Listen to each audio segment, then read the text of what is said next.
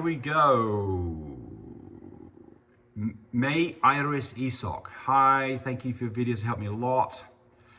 Is it normal for a flat-chested puppy to have a hard time nursing from her mum? Her appetite dropped and I think she's having some trouble breathing. Well, what you've got going on here is that you've got a flat-chested puppy that is having breathing issues, and this is a real thing to be concerned about. You need to get on top of this.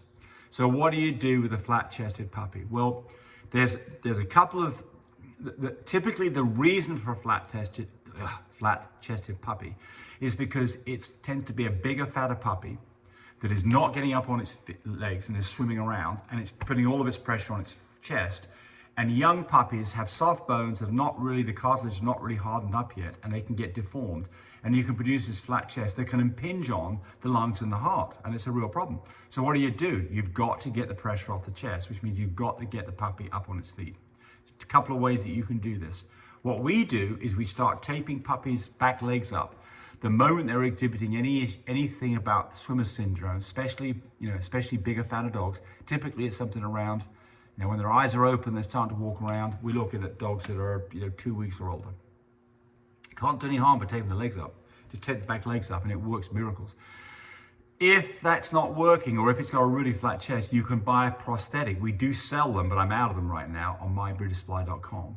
But it's basically a tube that's been split down the back, and it goes around the puppy's chest and then ties up in the back. And what it does is it doesn't put pressure on the chest, because there's a gap, because it's rounded here, not flat. There's a gap between the chest and the front of this prosthetic. And what it does then is it takes the pressure off, and that can help dramatically as well. So there's two ways to go at it, but you need to get on top of this because you do have an issue and you've got to address it. And it's not like you can do surgery or anything else. It's just simply a matter of getting the pressure off the dog's chest, puppy's chest. The longer you wait, the harder it is to fix. If this puppy is, 3 months old, you're probably not going to fix it. If this puppy is, a few weeks old, you probably almost certainly will fix it. Someone's talking about a house we've got for sale. I'm hoping someone from California to come out here and buy it. It's a beautiful house. Somebody's asked us, what do we move to? Well, we've moved to a much smaller property that's got 21 acres, so a much smaller property.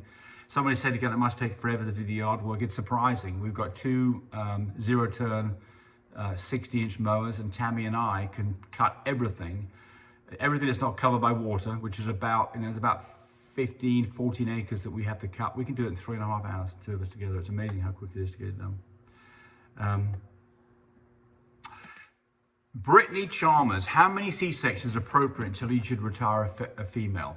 So somebody said breeding 3 to 4 times will stop when dog hits 4 years old.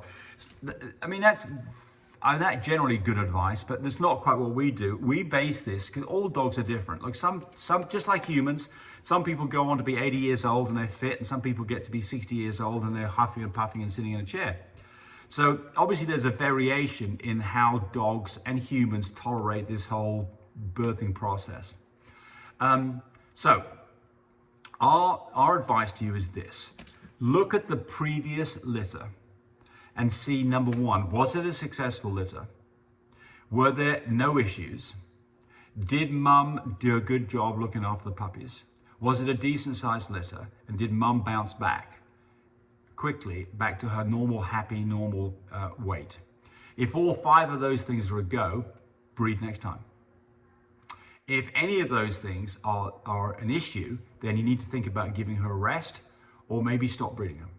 So you'll get to a point where, for instance, you're just getting, onesies, you're getting a singleton, the dog may be 4 or 5 years old and you've got a singleton, it's probably time to stop.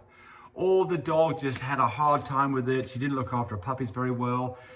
Any of those kind of things would be a reason to stop. So I don't think there's a strict time age where you say stop doing it, but there is definitely some behavioral or outcomes that you don't like where it does mean time to stop. Kathleen, let's have a look here. Did I skip one? Let me go back up. Sorry. Here we go, I missed one. Andresa says, hey, I'm new to your channel. I've been binge watching. Good for you. I'm almost 3 years off female blue and tan French girl about a month ago, and I have a few questions. She's quite short, okay, and so you're talking about choosing a mate for her. And should the mate be the same thing? Well, look, I mean, so what you need to choose in your stud is something that complements your girl. You know, if your girl's nice and short and cobby, then I would recommend choosing a similar kind of stud anyway. If your dog has a long nose, choose a dog with a shorter nose. If your dog has a long back, choose a dog with a shorter back. If your dog has long legs, so you see where I'm going with this. You want to, if you have some deficiencies in your dog, make sure that those things are corrected in the stud that you're choosing. And overall, you want to choose a stud with a nice structure. So size is not necessarily the critical part. You can have a dog that's considerably larger. For instance, you can have two dogs. One's 20 pounds and one's 28 pounds. 27.8 is a breed standard maximum, right? So you've got one that's a small dog, but they can both have great structure, both look correct, and both look the same shape with the same kind of physical stature. One's just got more bone or a bigger dog in general, but it's not long back or long legged. You can get a small dog that's long back and long legged. So the point here is it's not so much, what you're looking for is a good overall look to the dog that looks like a nice French bulldog. That's what you're looking for. And then start worrying about things like size. I mean, certainly I like smaller studs than bigger studs, and that's what we have, by the way. And we have, if you go to lovemypups.com, you'll see this. I think currently we have 18 studs of various different colors and DNA. So also she says here she had two litters before with her previous owner, which she had 7 pups. What are the chances of having another large litter? Very good. So that's anecdotal evidence says that dogs that came from large litters tend to have large litters themselves. So that's a great sign. And then the last question is, would it be safe to have more than one litter? So I answered that in the previous question, so I'm not going to answer that again. But the answer is you just got to see how the previous breeding went and decide from that.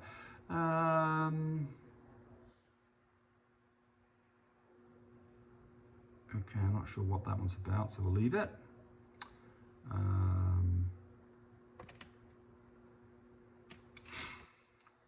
So someone, Kathleen Rayner says, hey, somewhere in the background, I bred my Chihuahua back to back, and she got her great results, and she had 6 puppies, absolutely gorgeous. Yeah, so there you go. So that's somebody, somebody who did do a back to back quite successfully. So it's, it's not a reason that you can't do a back to back breeding. It's okay. Katrina Kandrakova is looking at the puppy dew claw removal and says, I don't get it, what it is. Do I have to do this? Thank you.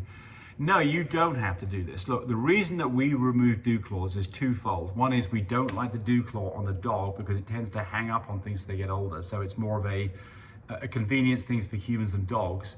So a lot of people don't agree with that, but that's what we do. And the second thing is we use it as DNA material, so we can send off DNA very quickly and get DNA results when we're doing testing from people like Animal Genetics. But do you have to do it? No, you do not have to do it. Certainly not a required thing that you have to do by anybody, and it's entirely up to you if you want to do it. If you follow the way that I do it, it works extremely well, and it's almost painless for the dogs. I know it's hard to believe that, but it's amazing how little fuss and muss there is doing it that way. But again, you don't have to do it, and a lot of people do not want to do it, and not a problem. Someone's saying, where are we living now? We are in the north part of Oklahoma City.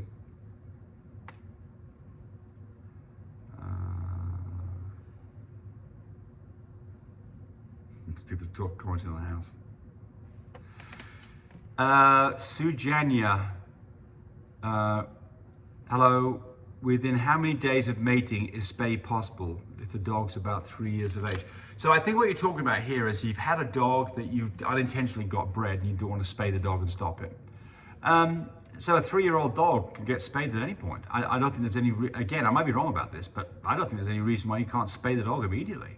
If you've had an unintentional breeding and you don't intend to breed the dog anymore, you can go to the dog and don't talk to the vet and make sure I'm right about this, but I don't see any fundamental reason why you couldn't spay that dog immediately.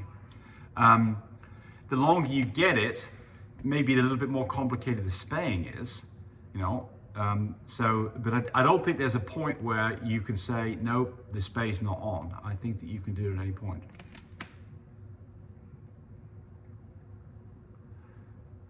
Somebody's asking if we're downsizing from the house we're selling. Yes, that's exactly what we're doing. We're downsizing, yes.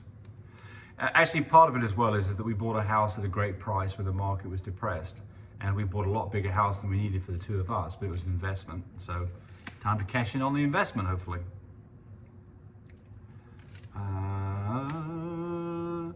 Hi, Fizz Cyber from Oxford, UK, close to where I used to live in England. My blue pied girl is coming to heat. I'm torn between a lilac or a chocolate star to use on her. Was going to use chocolate try, but the lilac looks so good.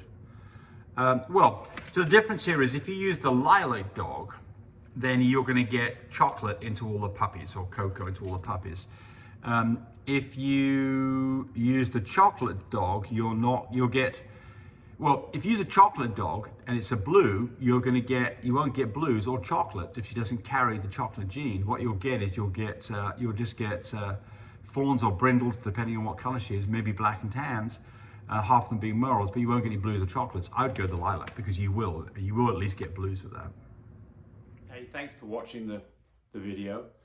I really appreciate people who subscribe to me. It helps me, encourage me to do more of these videos. But do remember, disclaimer here, I am not a vet. I'm not a licensed medical professional. I'm purely a person who's been breeding dogs for the last couple of decades. Any information that you got from this video, use at your own risk. There's nothing implied here, and certainly this should not be used as a substitute for advice from your veterinarian or your medical professional. I hope you enjoyed the video. Come back for more of them. Bye.